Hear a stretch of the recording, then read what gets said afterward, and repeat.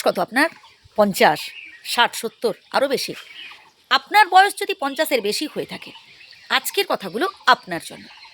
কারণ আজকে কিছু গুরুত্বপূর্ণ কথা বলবো, যেগুলো শুনলে আপনার মনের সব টেনশান দূর হয়ে যাবে। তাই প্লিজ শেষ পর্যন্ত শুনুন কথাগুলো কী বলছি। সর্বপ্রথম যেটা করতে হবে তা হলো মনের জোর বাড়াতে হবে।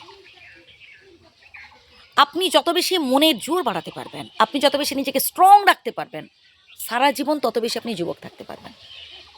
আমরা অনেকেই ভাবি আমার তো বয়স হয়ে গেছে, যাওয়ার সময় হয়ে গেছে, আর কতদিন বাঁচবো। বিশ্বাস করুন, আমরা কে কতদিন বাঁচবো আমরা কেউই জানি না। ঠান্ডা মাথায় ভাববেন কথাগুলো। আপনি, আমরা কতদিন বাঁচবো আমরা কেউ বলতে পারবো? আপনি গ্যারান্টি দিতে পারবেন? কিন্তু আমরা এটা ভাবি যে আমরা আজীবন বাঁচবো, আমরা বহুদিন বাঁচবো, আশা করি তো, ভরসা করি তো। কিন্তু টেনশান করি বয়স হয়ে গেলে। আমার তো বয়স হয়ে গেছে, মানে বয়স হয়ে গেছে মানে মরে যাবো, এটাই ভাবি নাকি? আরে ভাই, মরে যাবো বললেই হবে নাকি? বিধাতা তুলে নেবেন? ভুল ধারণা। যাওয়ার সময় হলে আমরা যাব, সেটা একমাত্র বিধাতা জানেন, যেটা আমাদের নিয়ন্ত্রণেই নেই। তো বন্ধু, যেটা আমাদের নিয়ন্ত্রণের বাইরে, কেন সেটাকে নিয়ে ভাববো, কেন সেটাকে নিয়ে টেনশান করতে যাব? বরং যে জীবনটা পেয়েছি আনন্দ করুন, জীবনটা এনজয় করার চেষ্টা করুন, প্রকৃতির সাথে মেশার চেষ্টা করুন। আপনার যেটা ভালো লাগে করুন না। গান শুনুন, খেলা দেখুন, মজার মজার গল্পের বই পড়ুন, যেখানে ছোটো ছোটো বাচ্চারা খেলা করছে বসে দেখলেন, এতে মন ভালো থাকবে। মন ভালো থাকলে দেখবেন শরীরও ভালো থাকবে। আর মন শরীর দুটো ভালো থাকলে সব কিছু বিন্দাস লাগবে।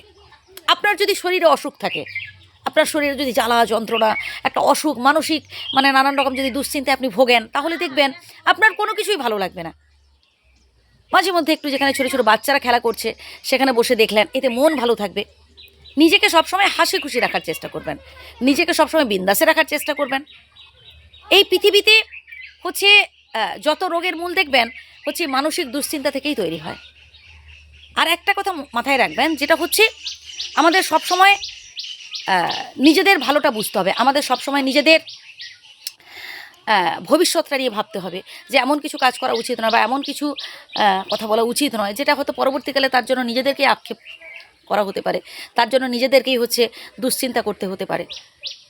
আপনার অর্জিত যা কিছু টাকা পয়সা, বাড়ি গাড়ি, যা কিছু আপনি কষ্ট করে উপার্জন করেছেন নিজের নামে রাখুন। হ্যাঁ, অন্য কাউকে আপনি নমিনি রাখতেই পারেন, কিন্তু যাতে শেষ বয়সে আপনি ভোগ করতে পারেন এই চেষ্টা করবেন।